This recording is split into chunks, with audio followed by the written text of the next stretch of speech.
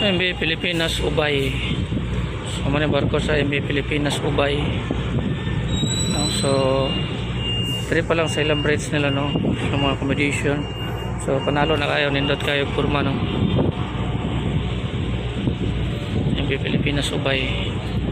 So pag-abot rin napit sa may pupa nila sa Manila, disenyo silang barko, mga nasa 70 meters sa tani o less than 70 ang katasan ng barkuhan, no, sa MV Pilipinas Ubay.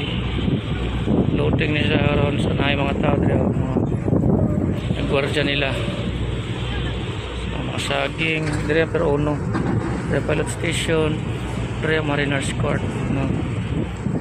So na dia mga tugboat na dire ang Pilipinas Ubay.